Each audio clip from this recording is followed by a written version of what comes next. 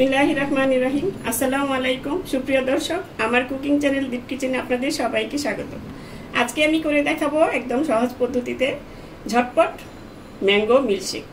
এটা আমের সিজন থাকাকালীন আমি ফ্রোজেন দিয়ে তৈরি করেছি, যেহেতু আমের সিজনটা চলে গেছে সেটাই দেখাচ্ছি যে ফ্রোজেন পদ্ধতিতে আম রেখেও আপনারা সারা বছর খেতে পারবেন। সেই রেসিপিটাই আজকে দেখাবো। চলুন তাহলে কথা না বাড়িয়ে রেসিপিটা শুরু করা যাক।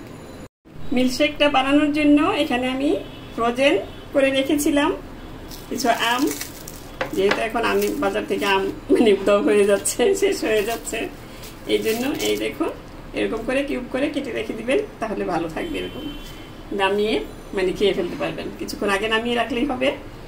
এখন আমি এটা ব্লেন্ডার জারে নিয়ে নিব, তারপরে মিল্কশেকটা যা যা লাগবে তা দেখাচ্ছি আমি। এখানে আমি ব্লেন্ডার জারে আমগুলো নিয়ে নিয়েছি।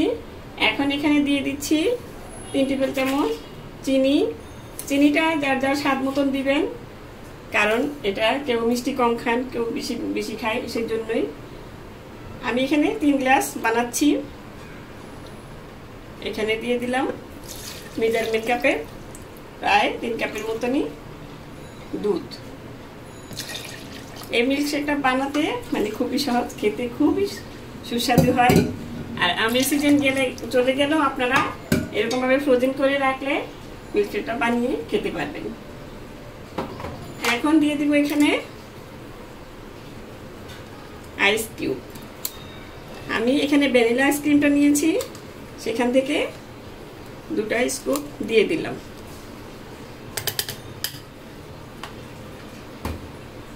এখন এটাকে ব্লেন্ড করে নিলেই হয়ে যাবে। আমি এটা জারটা বন্ধ করে দিয়ে ব্লেন্ড করে নিচ্ছি। এখন আমি এটা ব্লেন্ড করে নিচ্ছি।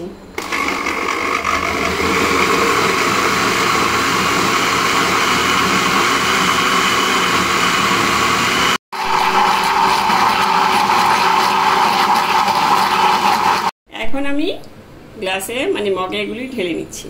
আপনারা যেভাবে পারেন মগে, গ্লাসে, যেটাতে ইচ্ছা ঢেলে নিতে পারেন। একটু কম দিয়ে দিবেন, যেহেতু এটার উপরে আইস কিউব দিতে হবে, আইসক্রিম কিউব। আমি বারবার আইস কিউব বলতে, আমি আইস কিউব দেই নাই, যেহেতু আমার দুধটা আমাদের যে দুধটা জাল দিয়ে রেখেছিলাম সেটাও ঠান্ডা ছিল, আর আপনার আইসক্রিমটাও ঠান্ডা, সেই জন্য আমি আমগুলিও ফ্রোজেন ছিল, সেই জন্য আমি দিইনি। আপনারা দিয়ে নিতে পারেন। এখন এর উপরে আইসক্রিম দিয়ে আমি একটু গার্নিশ করে দিচ্ছি।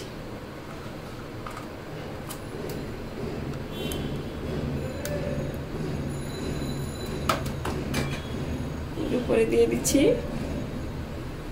একটু আমের কুচি, জাস্ট দেখার সৌন্দর্যের জন্য, আর কিছুই না। যার ভালো লাগে দিবেন, যার ভালো লাগে না দিবেন। আর একটু পেস্তা বাদাম কুচি, দেখতে সুন্দর লাগে, সেই জন্যই দাও।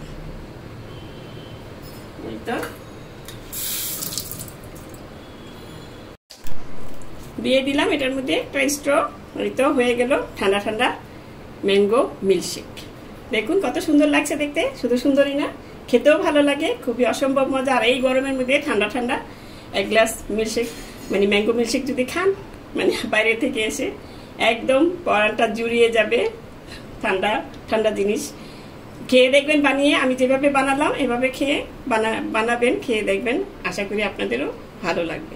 তো দর্শক, রেসিপিটি ভালো লাগলে প্লিজ বেশি বেশি করে শেয়ার করে দিবেন আপনাদের ফ্যামিলি ফ্রেন্ডসের সাথে। আর আমার চ্যানেলটি সাবস্ক্রাইব করে নিয়মিত চ্যানেলটি পাশেই থাকবেন। সুস্থ থাকবেন, ভালো থাকবেন। আল্লাহ হাফেজ।